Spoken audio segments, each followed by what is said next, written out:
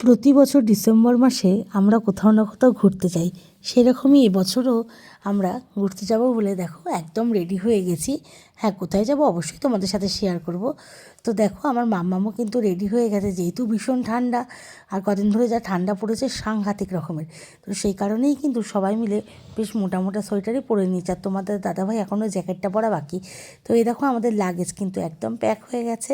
আর যেহেতু দুদিনের ট্যুর, ওই জন্য খুব একটা বেশি লাগেজ হয়নি, মোটামুটি যেটুকু হয়েছে শীতের পোশাকেই বেশিরভাগ ব্যাগটাই ভরে গেছে। আর আমাদের ট্যুর মানেই মা মনসা ট্রাভেলস, মানে আমাদের বরুণদার সাথে আমরা সব, মানে যেখানেই যাই বরুণদার সাথেই আমরা মোটামুটি যাই। তো এই যে রেডি হয়ে আমার শাশুড়ি মাকে প্রণাম করে আর হচ্ছে শ্বশুরমশাইকেও প্রণাম, মানে শ্বশুরমশাইয়ের ছবিতে প্রণাম করে আমরা কিন্তু রওনা দিয়ে দিলাম। যেহেতু ট্যুরে বাইরে যাচ্ছি সেহেতু গুরুজনের আশীর্বাদটা ভীষণ দরকার। আর বাবা মার সাথেও ফোনে কথা বলে নিয়েছি। তো দেখো চলে এসেছি শান্তিসঙ্গের মোড়ে, যেখানে আমার মামামের স্কুল। তো সেখান থেকে কিন্তু বাসটা ছাড়বে। তো এরকম বাস কিন্তু অনেকক্ষণ আগেই চলে এসছে। আমরা মোটামুটি এসে গেছি অনেক আগেই, এখনও সেরকমভাবে সবাই আসেনি। তো আমরা এসে কিছুটা ফটোশ্যুট আর ভিডিও করে নিলাম। তো তারপরে কিন্তু তোমাদের দাদাভাই ভেতরে গিয়ে আমাদের জায়গা, আমাদের সিট, মানে নাম্বার অনুযায়ী সমস্ত রেডি করে রেখে এসছে।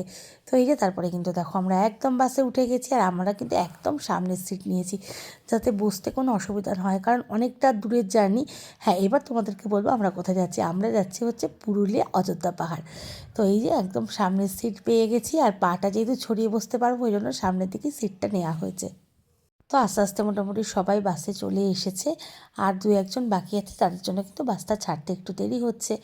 আর ঠান্ডাটাও কিন্তু জাঁকিয়ে লাগছে বাইরে, কিন্তু সত্যি কথা বলতে খুব ঠান্ডা। তো এই যে আমরা চারজনে এক জায়গায় বসে পড়েছি, পরে আবার আরেকটা সিট আছে, সেই সিটটায় যে কেউ একজন চলে যাবে, হয় তোমাদের দাদাভাই নয় আমাদের ছেলে, যে কোনো একজন। তো বাসে ওঠা মাত্রই কিন্তু কেক চলে এসছে, লজেন্স চলে এসছে, আর তারপরেই কিন্তু বাসটাও ছেড়ে দিয়েছে। দেখো বাস কিন্তু ছেড়ে দিয়েছে। আর আমাদের রাতের ডিনারে দিয়ে দিয়েছিল ভেজ চাউমিন আর ডিম সেদ্ধ। তো আমরা কিন্তু চাউমিনটা বাসে ওঠার পরে, যেহেতু অনেকটাই রাত হয়ে গেছিলো 9:30, আমরা কিন্তু খেয়ে নিয়েছিলাম। খাওয়া দাওয়া কমপ্লিট করে এবার কিন্তু বসে আছি, রাস্তাগুলো দেখছি, এত সুন্দর রাস্তা হয়েছে, হাইওয়েটা দারুণ। আর বাসটা কিন্তু রাতে সাঁই সাঁই সাঁই সাঁই করে বাসটা যাচ্ছে। আর খুব আনন্দ হচ্ছে যে অনেক দিন পর কিন্তু আমরা সবাই মিলে ঘুরতে যাচ্ছি। অনেক দিন বলতে প্রায় 1 বছরই, গত বছর গেছিলাম শীতে দীঘা, আর এবছর কিন্তু পুরুলিয়া। তো দেখো সারা রাত বাস চলার পর কিন্তু ভোর হয়ে গেছে, আর যা কুয়াশা ছিল। আর যে ড্রাইভার দাদা এত ভালো হাত, এত সুন্দর, মানে কুয়াশার মধ্যে দিয়েও যে চালিয়েছে কি বলবো। তো পুরুলিয়া প্রায় আমরা ঢুকেই গেছি, বলতে গেলে প্রায় কাছাকাছি চলেই এসেছি। এখন প্রায় ওই 6:30 মতো বাজে। তো পরপর সমস্ত ভিডিও তোমাদের সাথে আস্তে আস্তে আপলোড করব।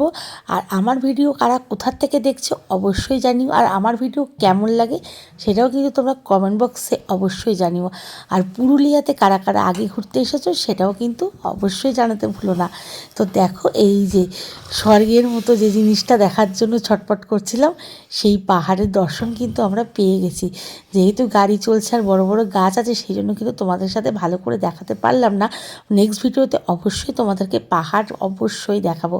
আর তোমাদের কেমন লাগছে ভিউটা অবশ্যই বলো। আমার তো মানে জাস্ট ফাটাফাটি লাগছে, যার আকর্ষণে আসা সেই পাহাড়, আর রৌদ্র পড়েছে, জাস্ট অসাধারণ লাগছে।